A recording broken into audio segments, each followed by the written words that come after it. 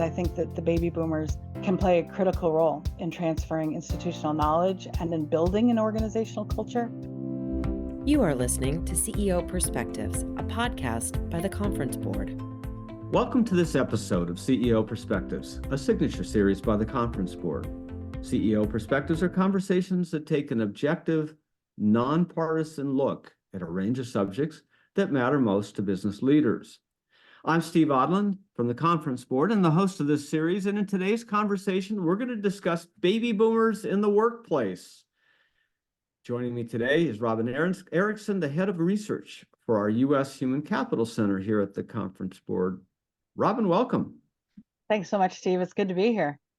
So, Robin, you just wrote this huge report. It's the largest report you've ever done because it's the largest generation we've ever had, I'm sure. But your new report on baby boomers in the workplace. So, what the heck is a boomer, and why'd you write this report?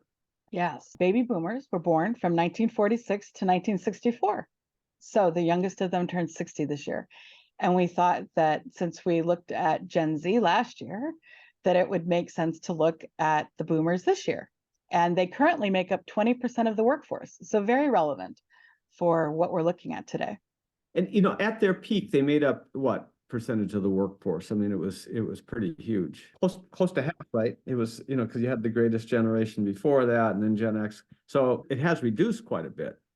Talk about, why did you write the report? So we wanted to look at the baby boomers after we did the Gen Z report, because there's a bookend, right? And Gen Zers, as of next year, will be over a third of the workforce. And today, the baby boomers are 20% of the workforce. Actually, there's a very wide range, right? Because the youngest of them will be turning 60 this year, since they were born from 1946 to 1964. Right. So, but there's still, even though a lot of them are retired, since the majority of the generation is over 65, you still have people, working into their 70s now and maybe even later, right?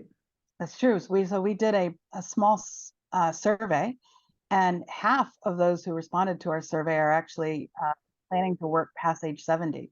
No plans to retire. Why is that? Well, I actually think it's because many of the baby boomers saw their retirement accounts go down during the Great Recession. So there's the financial aspect. Some people just can't afford to retire. I also think that a lot of the baby boomers want to add value and contribute to organizations. Yeah, but you have this image of this group off playing, I guess, pickleball now, and I'm told that one of the highest incident rates for emergency rooms now are pickleball injuries, which is that's got a rate up there somewhere, but it's just not the truth. I mean, when you've got 20% of the entire U.S. workforce still made up of this generation, I mean, that's still, this generation is still playing a prominent role. They are. And in fact, the name of the report was Baby Boomers Still Striving. And that is, indicative of the fact that they want to keep learning and growing. They see the opportunity to develop and mentor others. But I also think that there's a lot of them who can't afford to retire. Yeah.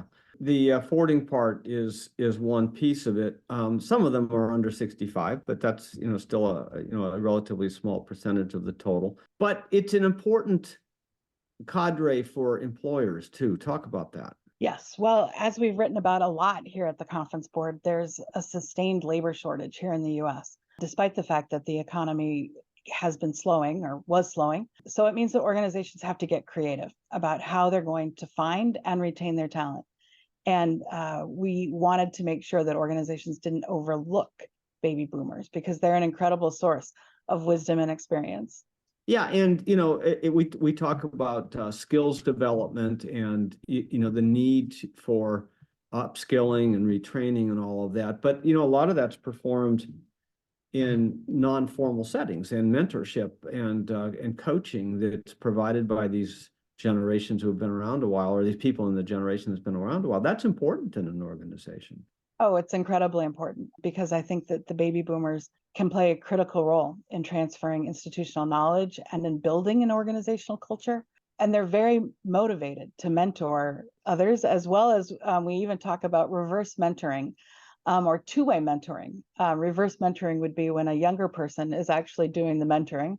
You could think maybe about like social media, for example. I know I could be mentored, even though I'm not a baby boomer. I could be mentored by someone who is younger than me in terms of social media. Yeah, or how to program your cell phone. Yeah, little things like that.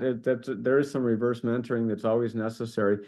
Well, but you mentioned culture, and I just want to drill down a little bit on that. I mean, it is the people who have been with the organization a long time, or have been around organizations a long time, are the older generation, and there's a benefit to having them be the culture, standard bearers, but there's also a flip side to that, right? I mean, it's so talk about the pros and cons.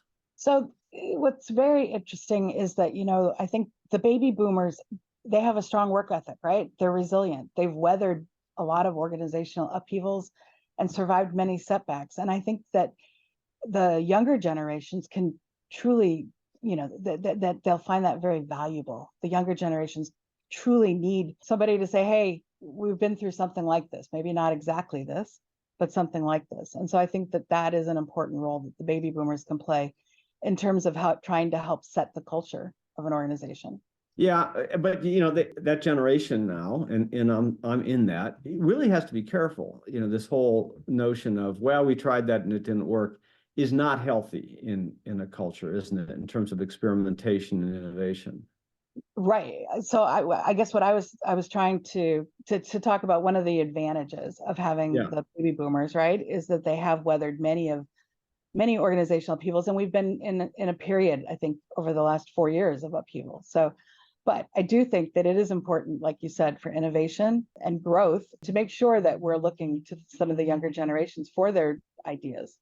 Right. So I think leaders and organizations need this cadre to help on one hand, but on the other hand, they can't let that, have that that other edge of the sword, interfere with, with progress in an organization or innovation and so forth. So as you look at business leaders, then what advice do you have for attracting and then also retaining boomers?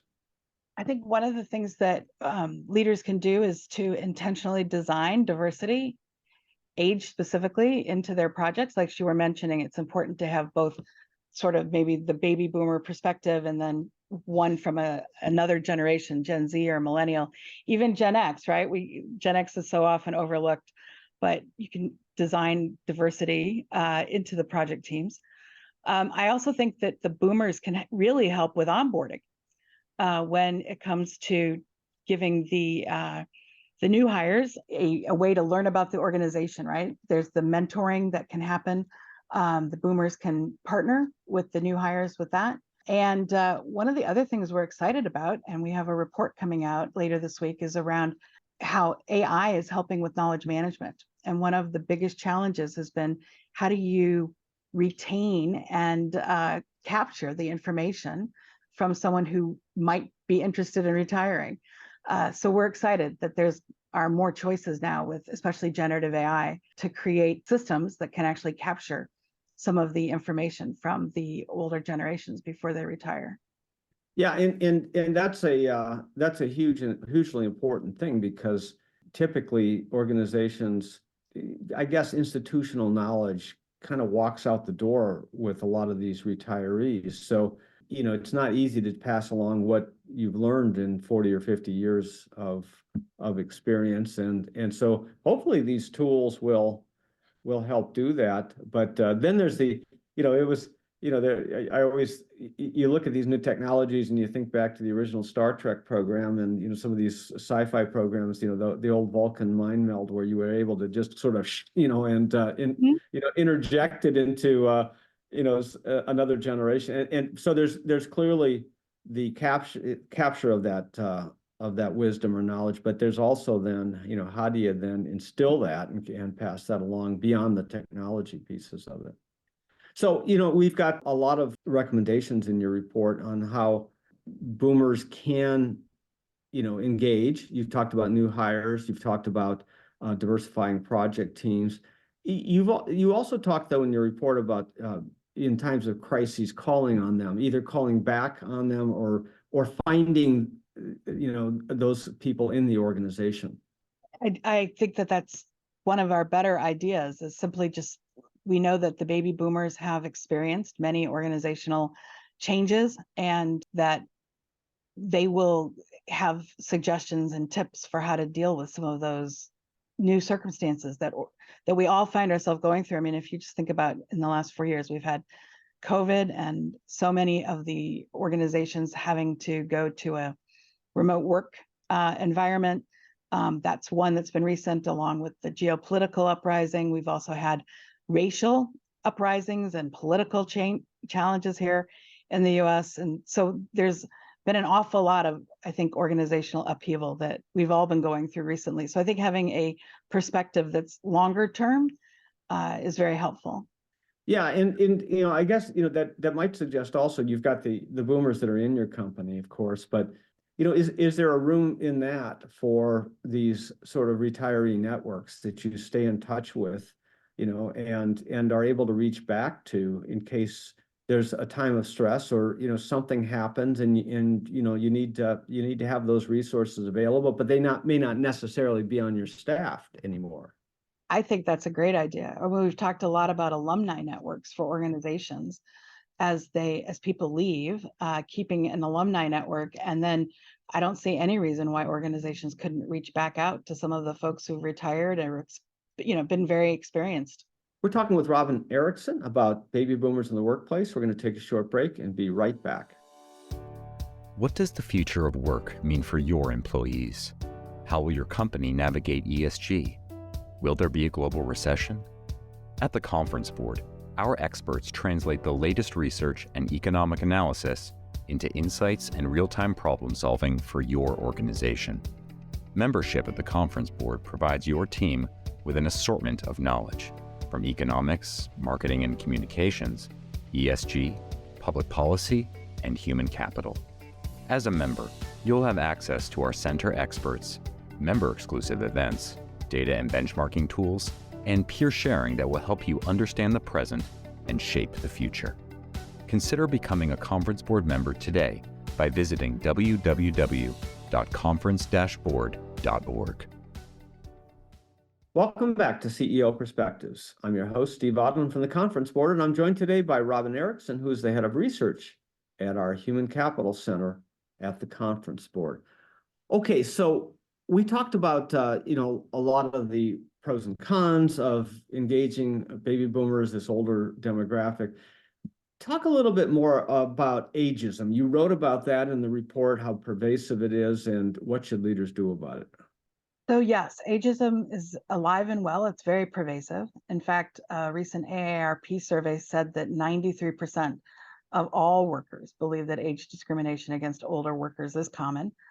Age Discrimination and Employment Act, or ADA, it actually forbids age discrimination against workers 40 years old and above. And so when we're thinking about the baby boomers, the youngest of which turns 60 this year, I think it's really important just to realize that many times the person who has the best experience for a particular position might be older, but as soon as they are seen by on Zoom or in person, a lot of times they experience ageism, which is people who aren't organizations that are not hiring them because of their age.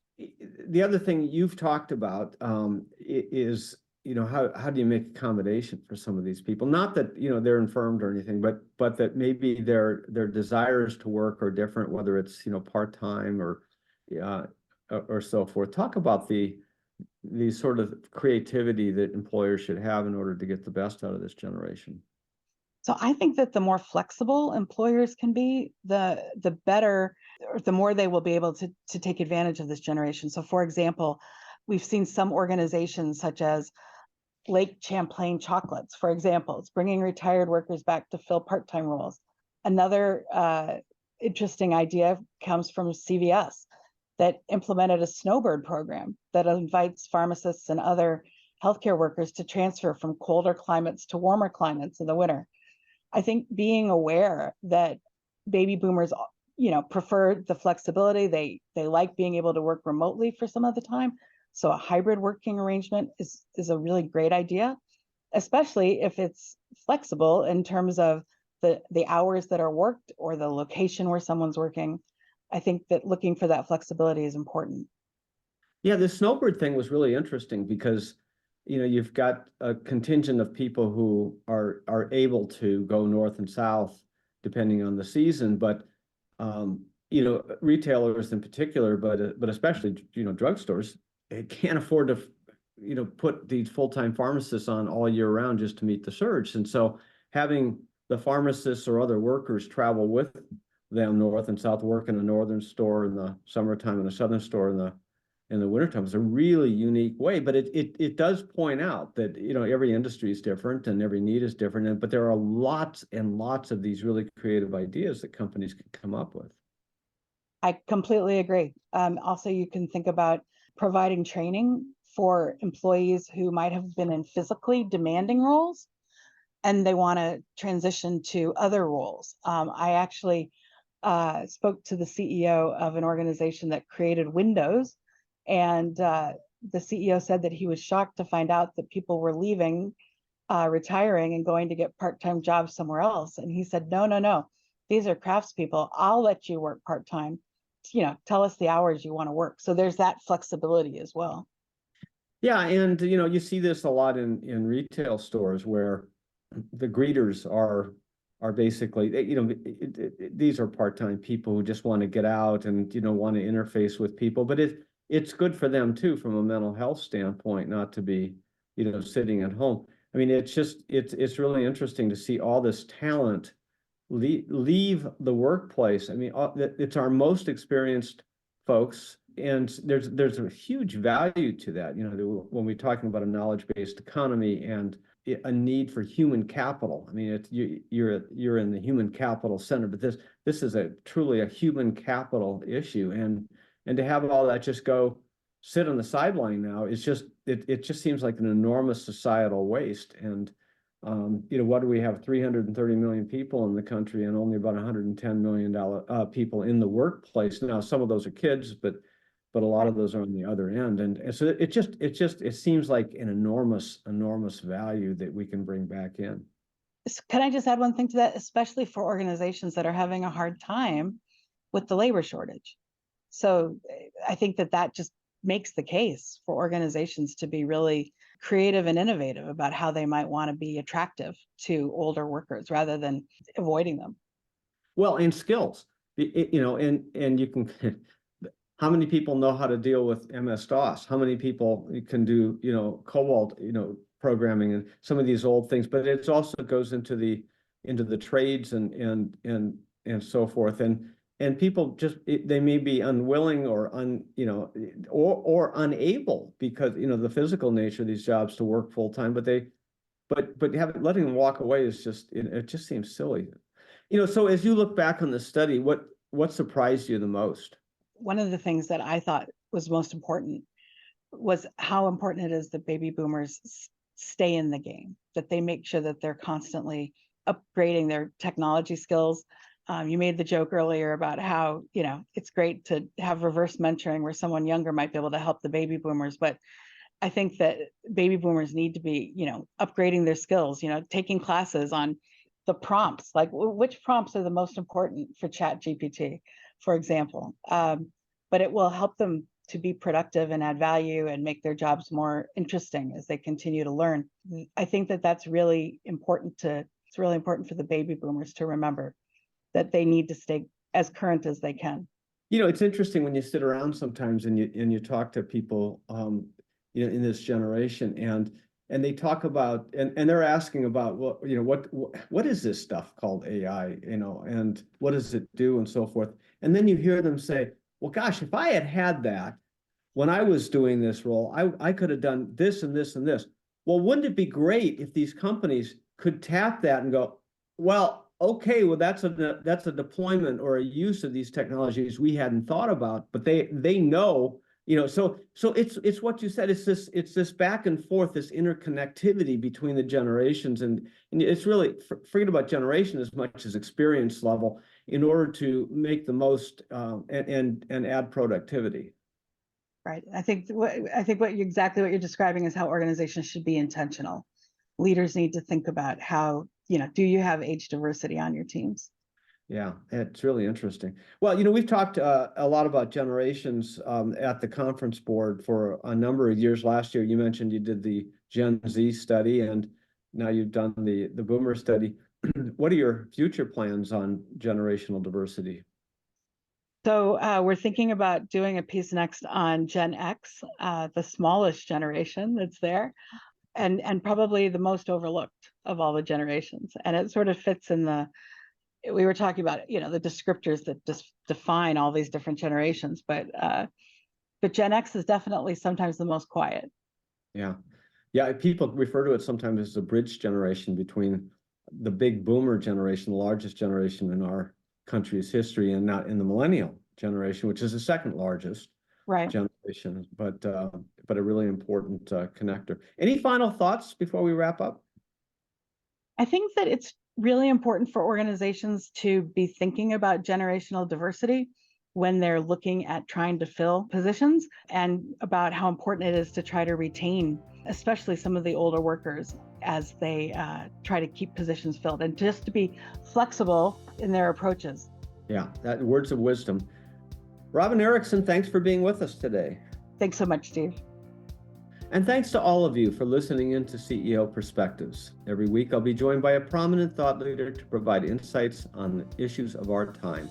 We'll cover the leading topics in economics, human capital, public policy, and more.